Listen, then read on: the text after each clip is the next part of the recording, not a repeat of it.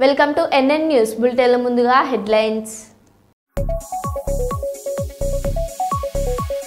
మంచిర్యాల జిల్లా కేంద్రంలో క్యాన్సర్ ఆసుపత్రి మంజూరు. ఎమ్మెల్యే ప్రేమ్ సాగర్ రావు.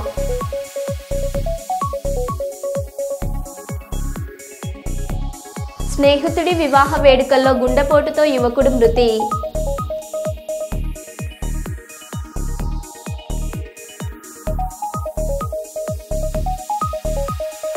గుజరాత్ నుండి విజయవాడకు టైల్స్ లోడ్తో వెళ్తున్న లారీ నిర్మల్ జాతీయ రహదారిపై అదుపు తప్పి బోల్తా.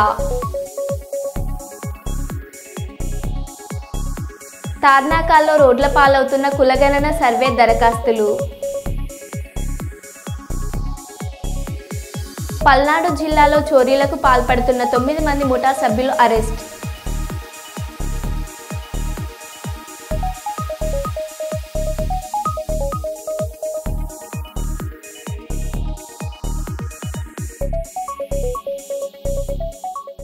ఇక వివరాల్లోకి వెళ్తే, కాకినాడ జిల్లా ప్రతిపాడులో జాతీయ రహదారిని ఆనుకుని నరేంద్రగిరి కొండపై నిర్మాణంలో ఉన్న ఆంధ్ర భద్రాద్రి క్షేత్రానికి డిసెంబర్ 12న సీతానగరం ఆశ్రమ అధిపతి చిన్న జిఆర్ స్వామి వస్తున్నట్లు ఆలయ అభివృద్ధి కమిటీ సభ్యులు తెలిపారు. ముందుగా కమిటీ సభ్యుల మెట్ల నిర్మాణం పనులను, చిన్న జిఆర్ స్వామి రాకతో స్వాగత ఏర్పాట్లకి సంబంధించిన పనులను పరిశీలించారు.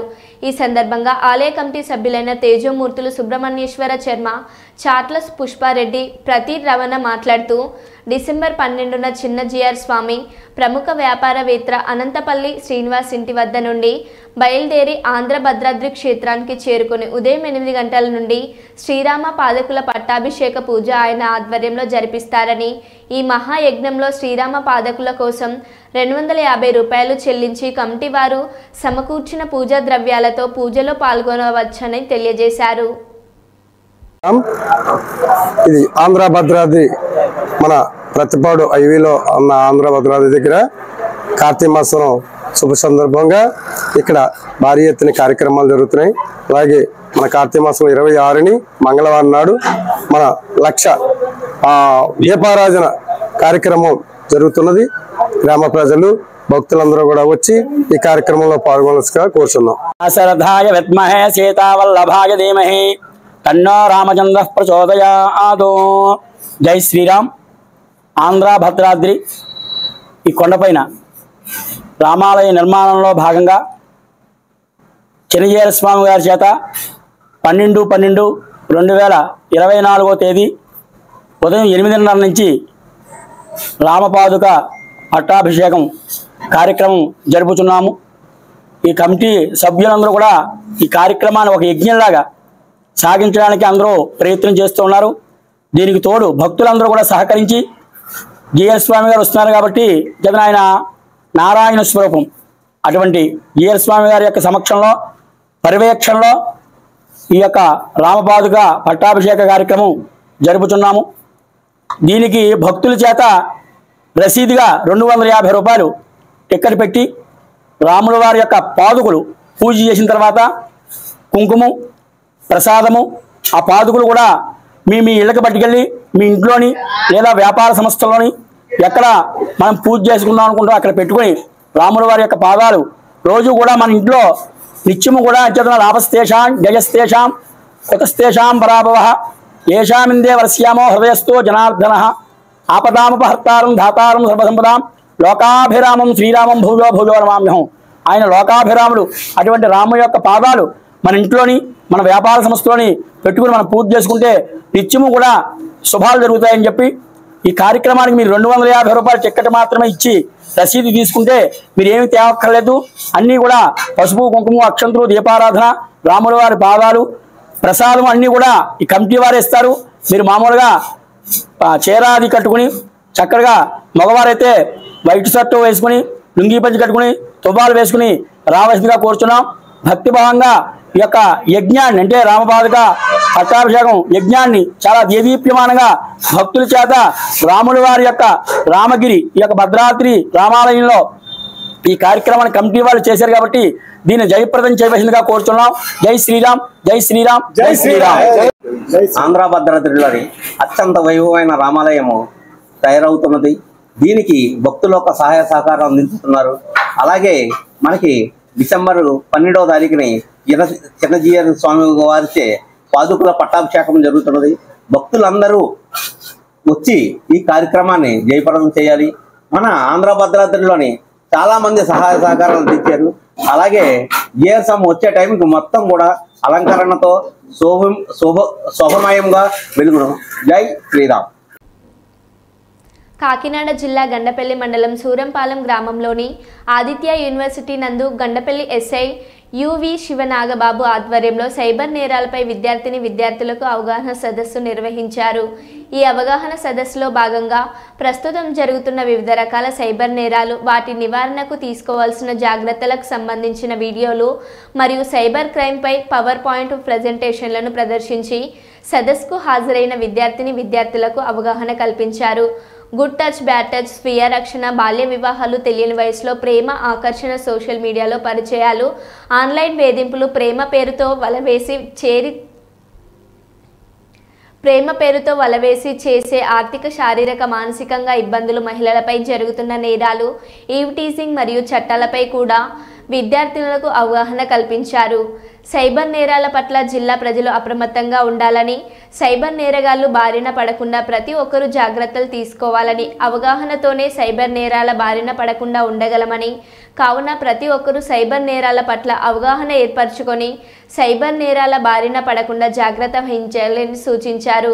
అనంతరం సైబర్ నేరాలపై అవగాహన వీడియోలను వాట్సాప్ ద్వారా షేర్ చేశారు.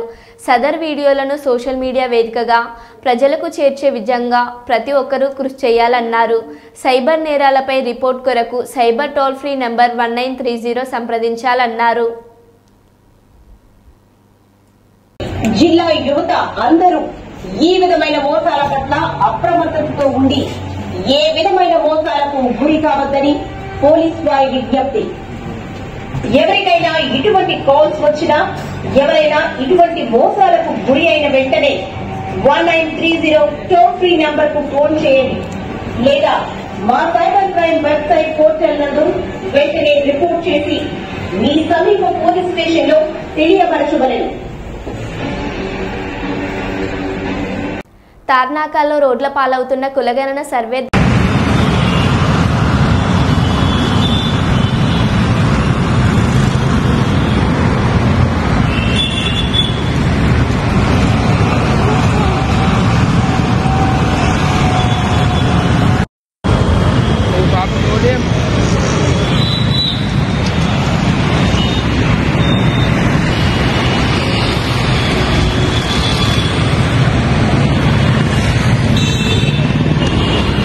రేవంత్ రెడ్డి నియంతలా పాలిస్తే నడవదు. రేవంత్ రెడ్డి సోదరుల వేధింపులు తట్టుకోలేక ఆయన సొంత ఊరిలో మాజీ సర్పంచ్ సాయిరెడ్డి ఆత్మహత్య చేసుకున్నాడు. రేవంత్ రెడ్డి నువ్వేమైనా రారాజువా, చక్రవర్తివా? నీలాంటి చాలా మంది కొట్టుకుపోయారు, నువ్వు కూడా కొట్టుకుపోతావు. కేటీఆర్. కొండారెడ్డిపల్లి రేవంత్ రెడ్డి సొంత ఊరు. ఒక మాజీ సర్పంచ్ పెద్ద ఆయన సాయిరెడ్డి 85 ఏళ్లు ఇదే రేవంత్ రెడ్డి కోసం మన ఎలక్షన్లో కూడా తిరిగిండు, ఓట్లేయించిండు. అట్లాంటి పెద్ద ఆయన మీద కూడా ఇవాళ పగబట్టి ఆయన ఇంటికి అడ్డంగా గోడగట్టి తవ్వలేకుండా చేస్తే ఆ క్షోభ, ఆ అవమానం సొంత ఊరిలో సర్పంచ్ గా పనిచేసిన ఊరిలో ఇంతటి అవమానం అని చెప్పి ఆ క్షోభతో నిన్న ఆత్మహత్య చేసుకున్న పరిస్థితి ఇవాళకి కూడా కల్వకుర్తిలో ఆయన భౌతిక కాయం ఇంకా అట్లే ఉంది. నియంతల పాలనలో, దుర్మార్గుల పాలనలోనే ఇట్లాంటి ఆంక్షలు చూస్తాం. ఇండ్ల కడ్డంగా గోడలు కట్టే పరిస్థితి ఎక్కడన్నా ఇదివరకు ఉండేనా? మేం లేదా ప్రభుత్వంలో 10 ఏళ్లు ఎన్నడన్నా ఇట్లాంటి వార్తలు విన్నారా? సొంత ఊరైతే, సొంత కాన్స్టిట్యున్సీ అయితే నీ సామ్రాజ్యమా? నువ్వేమైనా రారాజువా? నువ్వేమైనా చక్రవర్తివా? లేక 1000 ఏళ్లు బతకనికి వచ్చినవా? సొంత ఊరైతే, సొంత నియోజకవర్గం అయితే నేను ఆడింది ఆట, పాడింది పాట అంటే నువ్వు నియంత కాదు, నువ్వు చక్రవర్తివి కాదు రేవంత్ రెడ్డి. నీలాంటి వాళ్ళు చాలా మంది కొట్టుకపోయినారు, నువ్వు కూడా కొట్టుకపోతావు. మహారాష్ట్రకు రేవంత్ రెడ్డి 10 సార్లు పోయాడు. అయినా కూడా రేవంత్ రెడ్డి పోయిన సీట్లు అన్ని ఓడిపోయాయి. మహారాష్ట్రలో కాంగ్రెస్ కూటమి ఖర్చు పెట్టిన డబ్బు అంతా తెలంగాణ, కర్ణాటక నుండే పోయాయి. అయినా వాళ్ళు అక్కడ గెలవలేదు. మహారాష్ట్రలో కాంగ్రెస్ కూటమి ఓటమికి కారణం కాంగ్రెస్, తెలంగాణ, కర్ణాటక ప్రభుత్వాల యొక్క వైఫల్యం. బండి సంజయ్. కాంగ్రెస్ పార్టీ విపరీతంగా తెలంగాణ నుంచి డబ్బులు మొత్తం కాంగ్రెస్ పార్టీకి పోయినాయి. మహారాష్ట్రలో ఖర్చు పెట్టిన డబ్బంతా ఇటు తెలంగాణ నుంచి, అటు కర్ణాటక నుంచి సంచులకు సంచులు పోయినాయి. 1000 కోట్ల రూపాయలు పోయినాయి. అలా డబ్బులు విపరీతం ఖర్చు పెట్టారు. డబ్బుల ద్వారా అబద్దాల ద్వారా గెలిచాం ప్రయత్నం చేశారు, అవి పనిచేయలే. మహారాష్ట్రలో కాంగ్రెస్ కూటమికి ఓటమికి కారణం కాంగ్రెస్ తెలంగాణ కర్ణాటక రాష్ట్రాల ప్రభుత్వాల యొక్క వైఫల్యాలే. అట ఆ కూటమికి వైఫల్యానికి ఓడిపోవడానికి కారణం. ఎందుకంటే హిమాచల్ ఎన్నికల పేరు చెప్పి కర్ణాటకలో గెలిచారు, కర్ణాటక ఎన్నికల ఫలితాలు చూపెట్టి తెలంగాణలో గెలిచారు. ఈ 3 రాష్ట్రాల ఫలితాలను పెట్టించి 3 ముఖ్యమంత్రులు తీసుకుపోయారు. ఇక నన్ను చూడు అందరూ చూడు, మొత్తం మహారాష్ట్ర మొత్తం తెలంగాణ రాష్ట్ర ముఖ్యమంత్రి రేవంత్ రెడ్డి గారు అయితే ఒక 10 సార్లు వేణి కావచ్చు. ఆయన వేయిన సీట్లు మొత్తం ఓడిపోయినాయి. పల్నాడు జిల్లాలో చోరీలకు పాల్పడుతున్న 9 మంది ముఠా అరెస్ట్. 25 లక్షల విలువ చేసే 18 బైకులు, 170 గ్రాముల బంగారం, 4 కిలోల వెండి, ఎల్ఈడీ టీవీలు, ట్రాన్స్ఫార్మర్స్, కేబుల్ వైర్లు, 10,000 నగదు స్వాధీనం. చిల్కలూరిపేట, వెల్దుర్తి, ఐనవోలు, ఈవూరు స్టేషన్ పరిధిలో చోరీలకు పాల్పడ్డ ముఠా సభ్యులు. రాత్రి వేళల్లో తిరుగుతూ చోరీలకు పాల్పడుతున్న 9 మంది ముఠా మీడియా సమావేశంలో వివరాలు వెల్లడించిన జిల్లా ఎస్పీ శ్రీనివాసరావు.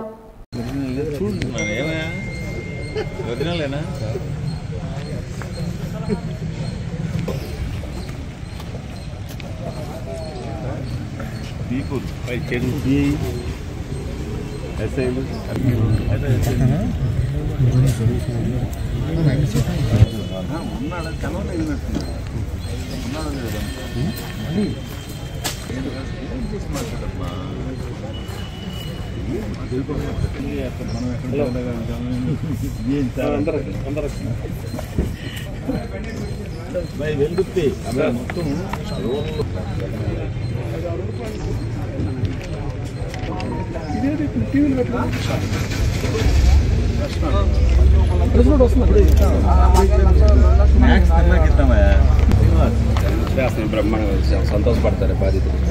గుజరాత్ నుండి విజయవాడకు టైల్స్ లోడ్తో వెళ్తున్న లారీ శనివారం ఉదయం బైంసా నిర్మల్ జాతీయ రహదారిపై అదుపు తప్పి బోల్తా పడింది. ఈ ఘటన బైంసా మండలంలోని మాటెగం గ్రామ పంచాయతీ పరిధిలో ఈ రోజు ఉదయం చోటు చేసుకుంది. ఈ సంఘటనతో జాతీయ రహదారిపై ట్రాఫిక్ అంతరాయం ఏర్పడింది. దీంతో పోలీసులు పలు వాహనాలను దారి మళ్లించారు.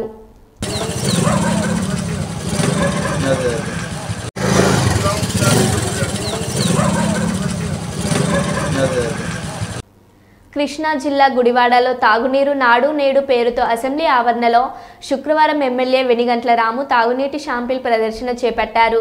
ఈ సందర్భంగా ఆయన మాట్లాడుతూ, గుడివాడ మాజీ ఎమ్మెల్యే కొడాలి నాని ఏం చేశారో తాగునీరు చూస్తే తెలుస్తుంది.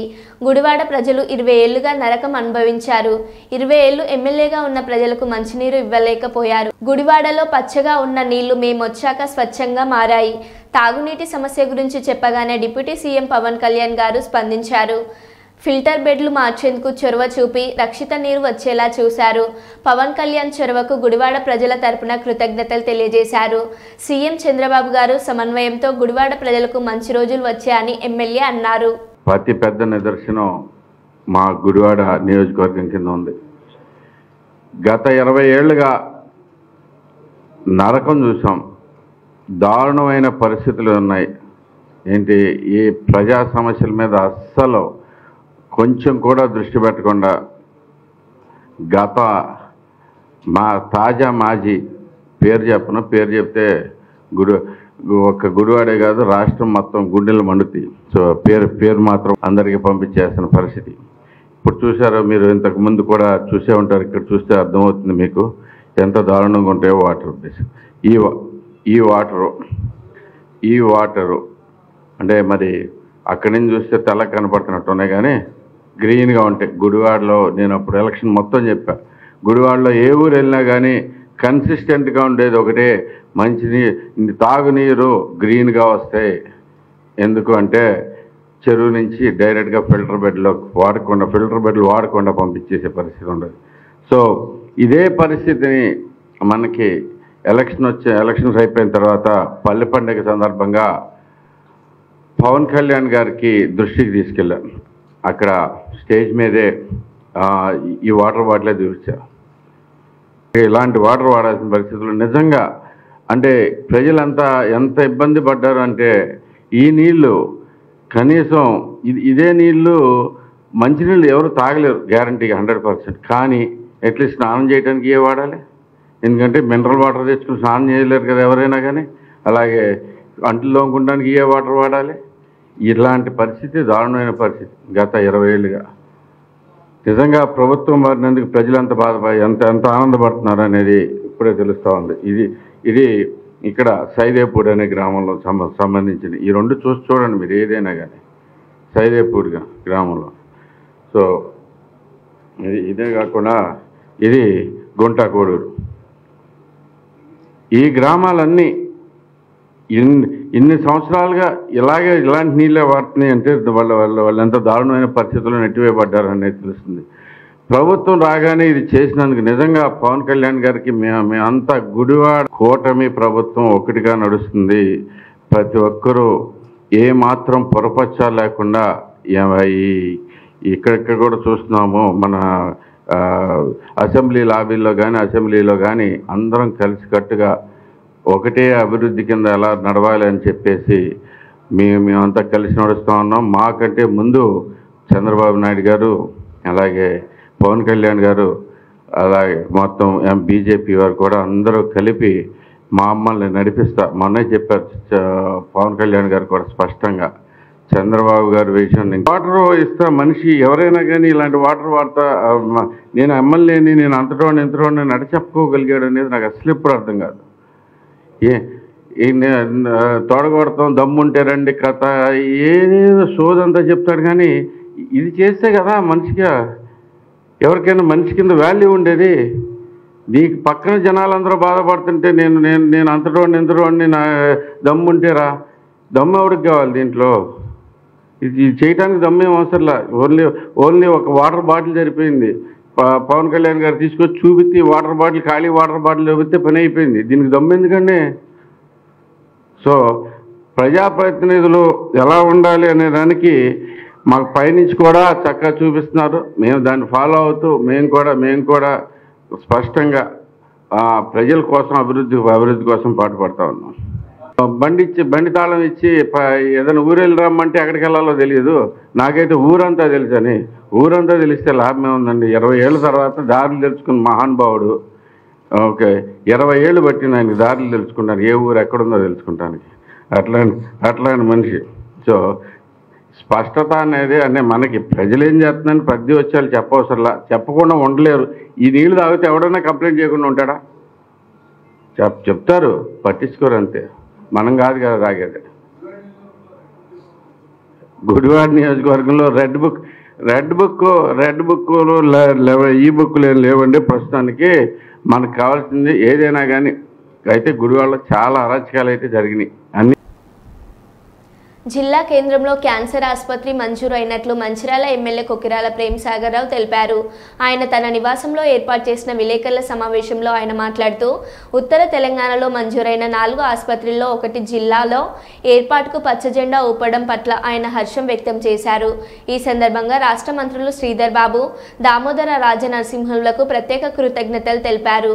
జిల్లాలో గతంలో ఎన్నడూ లేని విధంగా అభివృద్ధి చేయబోతున్నట్లు తెలిపారు. ఈ సమావేశంలో డీసీసీ అధ్యక్షురాలు కొకిరాల సురేఖ, కాంగ్రెస్ పార్టీ నాయకులు, కార్యకర్తలు పాల్గొన్నారు. సింగరేణి ఎన్నికల సందర్భంగా మాజీ ముఖ్యమంత్రి కేసీఆర్ గారు ప్రగతి స్టేడియంలో మీటింగ్ పెట్టి ప్రయాణం చేశాను. సింగరేణి పట్టాలు, ఆ గోదావరి బ్రిడ్జు, ఈ బ్రిడ్జు, 100 ఫీట్ల రోడ్డు, ఇంకేమో రోడ్డు మొత్తం అనౌన్స్ చేసిండు. నెలకు 2 నెలలకు 5 జీవాలు వచ్చినాయి. పాలాభిషేకాలు ఫుల్ పాలాభిషేకాలు చేసింది. 2018 ఎన్నికలు అయిపోయినాయి. మళ్ళీ 2023 ఎన్నికలు కూడా గవే జీవాలు వచ్చినాయి. 18 ఎన్నికలు కూడా గవే జీవాలు వచ్చింది. సింగరేణి పట్టాలు వచ్చింది మీకే తెలుసు, ఎప్పుడు అవసరం లేదు. అవి పొట్ల కూడా తిత్త కూడా ఒకటి తీసుకోవడం, వాడు అమ్ముకోవద్దు, బ్యాంకులో పెట్టుకోవద్దు, మరి ఏం చేసుకోవాలి కాయదా. ఖచ్చితంగా ప్రభుత్వం బెనిఫిట్స్ ఇచ్చినప్పుడు కండిషన్ పెడతాం. వల్ల 10 సంవత్సరాలు అమ్ముకోవద్దు. తర్వాత బ్యాంకులో పెట్టుకుని మీరు డిలేట్లో కట్టుకుంటారు. పైసలు లేని పట్టాలు ఎత్తాను. అట్లా కొన్ని ఉన్నాయి. అన్ని కాయిదాలకు, చాలా కాయిదాలకు 2018 మీ అందరూ మర్చిపోయింటారు. కానీ ప్రెస్ మీట్ చెప్పాను. తప్పకుండా పాలాభిషేకం సంతోషం. ఇది కార్యరూపం దాల్స్తే నేను కూడా అలా కేసీఆర్తో పాటు దివాకర్ కూడా పాలాభిషేకం చేస్తానని చెప్పాను. నాకు గుర్తున్నది చెప్పాను. 2018 ఎన్నికల సందర్భంగా 5 ఏళ్ళు అయిపోయింది, ఎన్నికలు అయిపోయినాయి, మేము వచ్చినాయి. సో పాలాభిషేకాలు అన్నీ అయిపోయినాయి, మళ్ళీ కాయలు చింపేసి మళ్ళీ కొత్త కాయలు రాసుకొని తయారు చేసుకునే పరిస్థితి తీసుకొచ్చాను. ఏదైనా కూడా నాకు ఇబ్బంది లేదు, తప్పకుండా చేస్తాను. ఒక వెజిటేరియన్గా ఇస్తాం మార్కెట్ అంతా చెప్పడం జరిగింది. జూన్ లోపల ఆ కార్యక్రమం కంప్లీట్ చేసి వెజిటేబుల్ మార్కెట్ చేసి ఈ మటన్ చికెన్ ఇంకా మిగతా మార్కెట్ చూసి అక్కడ ఎక్కడ ప్లేస్ ఉంటుందో దానికి షిఫ్ట్ చేయడం జరుగుతుంది. ప్యూర్లీ వెజిటేబుల్ మార్కెట్గా ఇప్పుడు ఏదైతే మార్కెట్ కట్టినో దాన్ని 100% వెజిటేబుల్ మార్కెట్గా జూన్ లోపల కంప్లీట్ చేస్తాం. ఇప్పుడు వాళ్ళు బిల్డింగ్లు మొదలుపెట్టి పైసలు అమలు కట్టమని పోయింది. ఇప్పుడు ఏదైతే ఇక్కడ హాస్పిటల్ వచ్చిందో అక్కడ 2,30,00,000 పెండింగ్ ఉంది. ఆడ కూడా నా స్కూల్లో అది కూడా ఆల్మోస్ట్ 70 లక్షలు, 1,20,00,000 లక్షలు పెండింగ్ ఉంది. లక్ష్మీపేటలో ఆల్మోస్ట్ అక్కడ కూడా 2 కోట్ల చిల్లర పెండింగ్, అది 90% అయిపోయింది లక్ష్మీపేట. సో ఇదైతే తీసేసినాము. దీన్ని 230 కోట్లు అగ్రిమెంట్ సపరేట్ చేస్తున్నాం. దాన్ని చేసినాక ఈ పేమెంట్ చేస్తాం. లక్ష్మీపేటకు సంబంధించింది లక్ష్మీపేట కాదు, మొత్తం రాష్ట్రంలో ఎక్కడ కూడా మార్కెట్లు పెట్టినా కూడా కంప్లీట్ అయిన ప్లేస్లో కూడా నగరకర్నూలు కంప్లీట్ అయింది, ఇంకా 2 జాగాలు కంప్లీట్ అయింది. కంప్లీట్ అయిన జాగాలు కూడా ఎవ్వరు కూడా షాపులు తీసుకొని సిద్ధంగా లేరు. అంటే మటన్ చికెన్తో పాటు వెజిటేరియన్ షాపులు నడిచే పరిస్థితి కాబట్టి ఎవరు తీసుకుంటారు. నగరకర్నూలు హాస్పిటల్ మొత్తం మార్కెట్ కూడా పూర్తయిన మార్కెట్ని సీఎం గారు పర్మిషన్ ఇచ్చి డిస్పెండ్ చేసి వేరేది కట్టారు మున్సిపాలిటీ. సో ఈ రకంగా చేశారు. సో అందుకని లక్ష్మీపేట మార్కెట్ను Lakshapeta boys high school, junior college ఈ రెండింటికి అనుసంధానం చేస్తూ మొట్టమొదటి ఫేజ్ ఇంకో 8 సంవత్సరం పట్టచ్చు 240 మంది పిల్లలు ఉండే విధంగా హాస్టల్ కన్వర్ట్ చేస్తాం.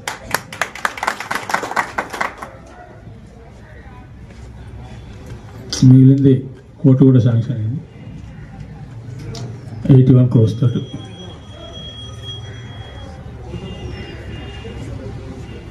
ఇంకేమన్నా మిగిలింది, ఇక్కడ కూడా అయిపోతాయి. ఆల్రెడీ మొన్న మెడికల్ సంబంధించి క్రిటికల్ రేపు శివసేనారెడ్డి స్పోర్ట్స్ అథారిటీ చైర్మన్ మరి ఎండి వాళ్ళందరూ వస్తారు. ఆ గ్రౌండ్ కూడా ఫైనల్ చేసి ఇండోర్ స్టేడియం, అవుట్డోర్ స్టేడియం మొత్తం అన్నీ ఒకటే కాంప్లెక్స్లో 12 ఎకరాలు అలాట్ చేసాం. అది కూడా వస్తుంది. ఇక అందరూ అన్నట్టు మన స్టేడియం కూడా అయిపోయింది. ఇక మన నెక్స్ట్ స్టేడియం మిగిలేదు చెప్పాను కాబట్టి.